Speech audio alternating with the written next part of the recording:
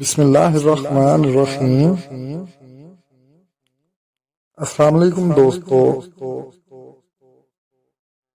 ایک شخص حضرت ابراہیم بن ادہم رحمۃ اللہ کے پاس آیا۔ نوجوان تھا، کہتا ہے حضرت گناہ کا مرتکب ہوتا ہوں، چھوڑا بھی نہیں جا سکتا، ڈر بھی لگتا ہے کہ عذاب ہوگا، تو کوئی طریقہ بتا دیں کہ میں عذاب سے بچ جاؤں اور گناہ بھی کرتا رہوں۔ اللہ والے بڑے سمجھدار اور سلجھے ہوئے ہوتے ہیں، دھکے نہیں دیتے، وہ محبت و پیار سے بات سمجھاتے ہیں، دل میں اتارتے ہیں۔ حضرت نے فرمایا ہاں میں تجھے طریقہ بتاتا ہوں۔ وہ بڑا خوش ہو گیا، بات سننے کے موڈ میں آ گیا، کہنے لگا کہ حضرت وہ کون سا طریقہ ہے کہ میں گناہ بھی کرتا رہوں اور عذاب و سزا سے بھی بچ جاؤں؟ آپ نے فرمایا کہ بھائی پہلی تجویز تو یہ ہے کہ اگر گناہ کرنا ہی ہے تو اللہ رب العزت کی نگاہوں سے اوجھل ہو کر لیا کرو۔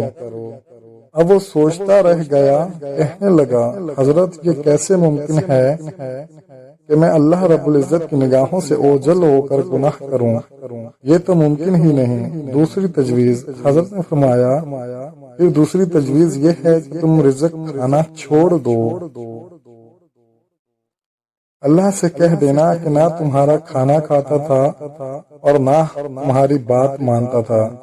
اس نے کہا حضرت یہ کیسے ممکن ہے کہ میں کھانا چھوڑ دوں، میں پھر زندہ کیسے رہوں گا؟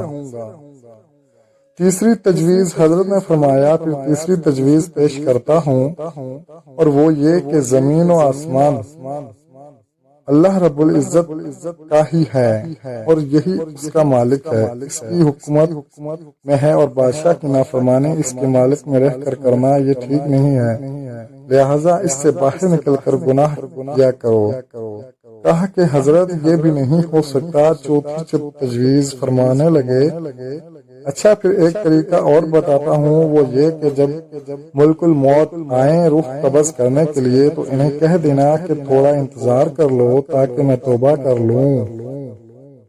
اس نے کہا حضرت وہاں تو انتظار کا تصور ہی نہیں، جب موت آتی ہے تو نہ ایک لمحہ آگے ہوتا ہے اور نہ پیچھے۔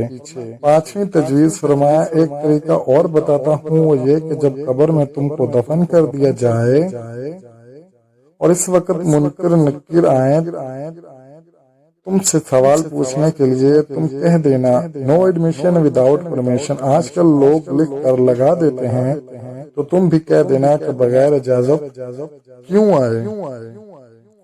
اس نے کہا حضرت میں ان کو کیسے منع کر سکتا ہوں؟ چھٹی تجویز فرمانے لگے اچھا بھائی ایک اور طریقہ بتاتا ہوں، وہ یہ کہ جب قیامت کے دن تمہارے برے عملوں کو کھولا جائے گا اور پروردگار عالم فرشتوں کو حکم دیں گے کہ اس کو گھسیٹ کر تم جہنم میں ڈال دو، تو اس وقت تم ضد کر کے کھڑے ہو جانا کہ میں تو نہیں جاتا۔